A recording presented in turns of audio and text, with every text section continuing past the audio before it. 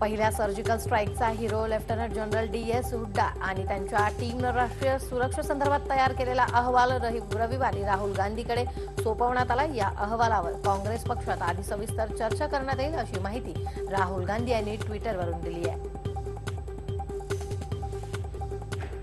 TV9 Bharatvarsh या नव्या Hindi news चॅनलच्या राष्ट्रीय संमेलनाला भाजप अध्यक्ष अमित शहांनी हजेरी लावली। यावेळी युतीच्या आधी शिवसेनेनं केलेल्या टीकेबद्दल त्यांना प्रश्न विचारण्यात आला। त्यावेळी त्यांनी शिवसेनेच्या टीकेमुळे सहनशीलता वाढते असं उत्तर दिलं। पुलवामातील CRPFच्या ताफ्यावर झालेल्या दहशतवादी हल्ल्याचा पूर्व इशारा अधिकृतपणे मोदी सरकार जवळ होता, मात्र त्याकडे दुर्लक्ष करण्यात आलं असा खळबळजनक आरोप वंचित बहुजन आघाडीचे नेते ॲडव्होकेट प्रकाश आंबेडकर यांनी केलाय। लोकसभेच्या रिंगणातील अजित पवार यांचे पुत्र पार्थ पवार यांना महाराष्ट्राचा पप्पू असं संबोधून ट्रोल केलं जात आहे। पार्थ यांच्या प्रचाराची पद्धतच ट्रोल होण्यास कारणीभूत असल्याच्या पोस्ट सोशल मीडियावर पोस्ट होऊ लागल्या। रेल्वेच्या चहा कपांवर मैं भी चौकीदारच्या जाहिराती करून तिकिटांवरही पंतप्रधान मोदी यांची छायाचित्र छापल्याच्या प्रकरणी गंभीर दखल घेण्यात आली असून रेल्वे मंडळाचे अध्यक्ष VK यादव यांनी रेल्वेच्या आवारातील सर्व राजकीय जाहिराती काढून टाकण्यास सांगितलेलं आहे। पंतप्रधान नरेंद्र मोदी यांनी एका मुलाखतीत माझी कर्जापेक्षा अधिक मालमत्ता जप्त केल्याचा खुलासा केलाय, तरीही भाजपचे प्रवक्ते माझ्यावर का आरोप करत आहेत असा सवाल बँकांची कर्ज बुडवून परदेशात फरार झालेला उद्योगपती विजय माल्या यानं ट्विट मार्फत रविवारी केलाय। देश पंतप्रधान नरेंद्र मोदी यांच्या हातात सुरक्षित आहे हे दारुड्याला कळतं, पण सुशिक्षित माणसाला कळत नाही। हा किस्सा सांगताना महसूल मंत्री चंद्रकांत पाटील यांनी दारुड्याची नक्कल केली आहे। चंद्रकांत पाटील यांनी पंढरपुरात भाजपच्या प्रचार सभेत मोदी किती लोकप्रिय आहेत हे सांगताना चक्क एका दारुड्या माणसाचं उदाहरण दिलंय।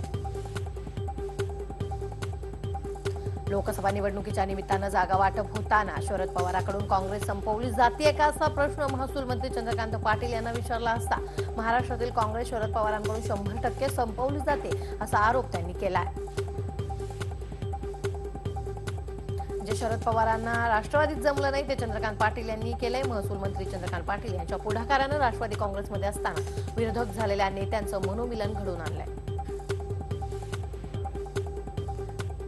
कांचनकुल चांगली मुलगी सुप्रियांनी दिली पावती। प्रतिस्पर्धी उमेदवार कांचनकुल या सुसंस्कृत आणि चांगली मुलगी आहे, कोणीतरी विरोधात उभे राहणारच आहे, त्यामुळे त्यांना मनापासून शुभेच्छा असं सांगत सुप्रिया सुळेंनी कांचनकुल यांची प्रशंसा केली आहे। उर्मिला मातोंडकर यांनी गेल्या 5 दिवसांपासून काँग्रेस कार्यकर्त्यांच्या भेटीगाठी घेण्यास सुरुवात केली आहे। उत्तर मुंबईमध्ये गुजराती मतदार मोठ्या संख्येनं असल्यानं उर्मिला मातोंडकर यांनी आता गुजरातीमध्ये देखील भाषण करण्यासाठी सुरुवात केली आहे।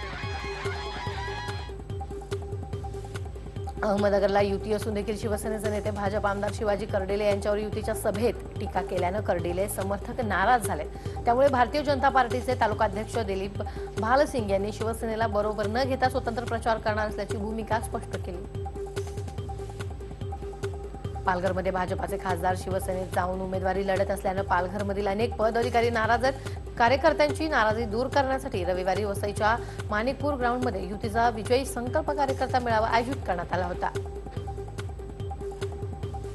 काँग्रेसचे महाराष्ट्राचे प्रभारी मल्लिकार्जुन खरगे कर्नाटकातील गुलबर्गा इथून निवडणूक लढवतील असल्यामुळे काँग्रेस हायकमांडनं मधुसूदन मिस्त्री यांची महाराष्ट्रात प्रभारी म्हणून नियुक्ती केली आहे। काँग्रेसचे महाराष्ट्रातील प्रदेशाध्यक्ष अशोक चव्हाण नांदेडमध्ये निवडणूक लढवणार आहेत, त्यामुळे प्रदेशाध्यक्ष पदावर तात्पुरती नवी नियुक्ती होण्याची शक्यता काँग्रेसमधील सूत्रांनी वर्तवली आहे।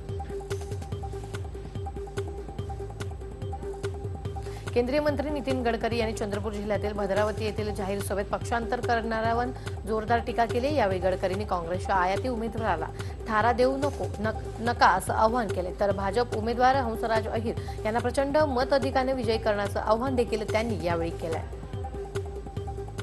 बारामती लोकसभा मतदारसंघातील महायुतीच्या उमेदवार कांचनकुल यांच्या प्रचाराच्या फ्लेक्सवर शिवसेना प्रमुख उद्धव ठाकरे यांचा फोटो लहान ठेवल्यानं सेनेच्या नेत्यांनी जाहीर सभेत आक्षेप नोंदवलाय। त्यानंतर भाजपच्या नेत्यांनीही यापुढे अशी चूक न करण्याचा सल्ला कार्यकर्त्यांना दिलाय। नागपुरात नाना पटोले हे डमी उमेदवार असल्याची टीका वंचित बहुजन आघाडीचे अध्यक्ष प्रकाश आंबेडकर यांनी केली। भाजपच्या मतांमध्ये भगदाड पडण्याचाही दावा त्यांनी यावेळी केला। गडचिरोली जिल्ह्यातील धानोरा तालुक्यातील देवसूर भागात लोकसभा निवडणुकीवर बहिष्कार टाकण्याचं आवाहन नक्षलवाद्यांचं पोस्टरद्वारे करण्यात आलं। या बॅनरमधून नक्षलवाद्यांनी राष्ट्रीय स्वयंसेवक संघ आणि भाजपाला विरोध दर्शवलाय। शिवसेनेनं भाजपाची युती फक्त पैशांसाठी आहे, शिवसेनेला सत्ता हवी आहे असा आरोप खासदार नारायण राणेंनी केलाय। सत्तेसाठी शिवसेनेनं भाजपासमोर शरणागती पत्करल्याचं देखील राणेंनी म्हटलंय। निलेश राणे यांनी चिपळूण येथील सभेत विनायक राऊत यांच्यावर बोचरी टीका केली। दिल्ली काय रेल्वे स्टेशन नाही, तिथे सामान उचलायचं म्हणून तुम्ही विनायक राऊतला हमाल म्हणून पाठवताय, अशी टीका यावेळी त्यांनी केली। आघाडीचे उमेदवार माणिकराव ठाकरे यांनी ग्रामीण भागात जाऊन डोर टू डोर प्रचार सुरू केलाय। वाशिम विधानसभा मतदारसंघातील 27 गावात जाऊन त्यांनी गावातील शेतकऱ्यांच्या समस्या आणि महिलांची पाणी टंचाई संदर्भात चर्चा केली। कल्याण आणि भिवंडी लोकसभा मतदारसंघासाठी आयोजित आघाडीच्या नियोजन बैठकीत राष्ट्रवादीच्या कार्यकर्त्यांनी गोंधळ घातलाय। कल्याण राष्ट्रवादीचे जिल्हाध्यक्ष रमेश हनुमंते प्रचारासाठी नियुक्त केलेल्या पदाधिकाऱ्यांची माहिती देत असताना हा गोंधळ घातलाय। बारामती तालुक्यातील जळोशी येथे माने कुटुंबियांनी चक्क बैलगाडीतून आपल्या मुलीची वरात काढून जुनी परंपरा जपण्याचा प्रयत्न केलाय। यावेळी सुमारे 30 बैलगाड्या सजवून वरात लग्नाच्या ठिकाणी पोहोचली। औरंगाबादमध्ये विश्वास सुरटकर या शिक्षण संस्था चालकाची दोरीनं गळा आवळून हत्या करण्यात आली आहे। हिमायतबाग परिसरातील निर्जन स्थळी त्याची हत्या झाली। आरोपी फरार झाला असून पोलिसांकडून त्याचा शोध सुरू आहे। पिंपरी परिसरातील बंद कार्यालयात घुसून लॅपटॉप चोरणाऱ्या 2 चोरांना पोलिसांनी अटक केली। या चोरीची घटना सीसीटीव्हीमध्ये कैद झाली होती। पोलिसांनी सीसीटीव्हीच्या सहाय्याने मुद्देमालासह 2 आरोपींना अटक केली आहे। अकोला जिल्ह्यातल्या आपोती बुजुर्ग येथे शॉर्ट सर्किटमुळे 4 ते 5 घरांना आग लागल्याची घटना घडली। या आगीत कोणतीही जीवितहानी झाली नसली तरी घरासह कापूस व हरभऱ्याचं मोठं नुकसान झालंय। पालघर जिल्ह्यातील डहाणू तलासरी परिसरात भूकंपाचा जोरदार धक्का बसलाय। 15 दिवसाच्या विश्रांतीनंतर पुन्हा भूकंपाचा धक्का बसलाय। 3.2 रिश्टर स्केलचा भूकंपाचा धक्का बसलाय। त्यामुळे नागरिकांमध्ये भीतीचं वातावरण सध्या पसरलेलं आहे। यवतमाळ जिल्ह्यातील टिपेश्वर अभयारण्यातील साधारण 140 हेक्टरवरील जंगलाला भीषण आग लागल्याची घटना घडली। शनिवारी रात्री लागलेली ही आग रविवारपर्यंत धुमसत होती। वन विभागाच्या कर्मचाऱ्यांनी मोठ्या प्रयत्नाने आग आटोक्यात आणली आहे। मुंबई पोलिसांच्या अंमली पदार्थ विरोधी पथकानं नशेसाठी आणलेला कफ सिरपचा 30 लाखांचा साठा हस्तगत केलाय। मरीन लाईन्स येथील बडा कब्रस्तान या ठिकाणी पोलिसांनी कफ सिरपच्या बाटल्या भरलेला टेम्पो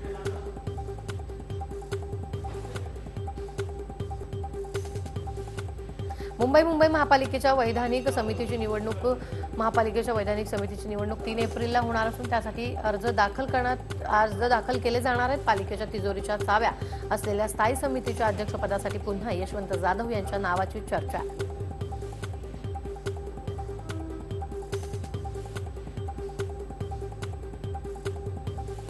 पॅन कार्ड आधारला जोडण्यासाठी केंद्र सरकारनं 6 महिन्यांची मुदत दिली आहे। आता पॅन कार्ड आधारला जोडण्यासाठी 30 सप्टेंबरपर्यंतची मुदत देण्यात आली। सरकारनं 6व्यांदा ही मुदतवाढ केली आहे।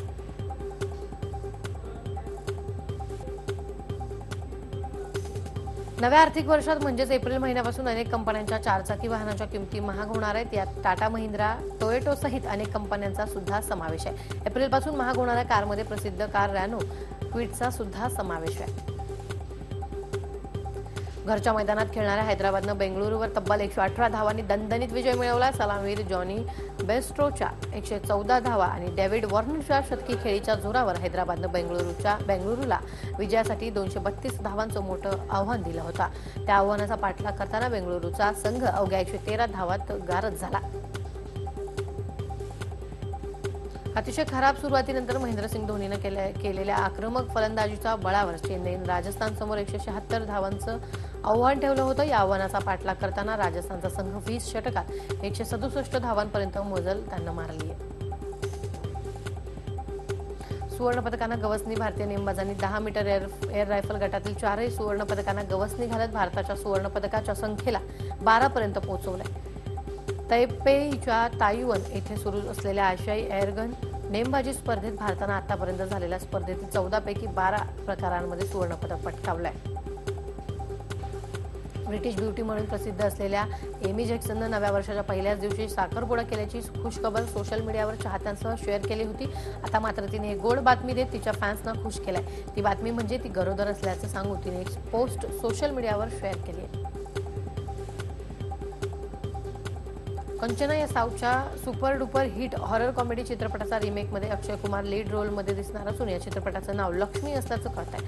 आता या चित्रपटासाठी कियारा अडवाणीचं नाव फायनल झालंय. हा व्हिडिओ तुम्हाला आवडला असेल तर असे आणखी व्हिडिओ पाहण्यासाठी TV9चं YouTube चॅनल सबस्क्राईब करा, बेल बटन दाबा. ताज्या घडामोडींसाठी लॉग ऑन करा tv9marathi.com.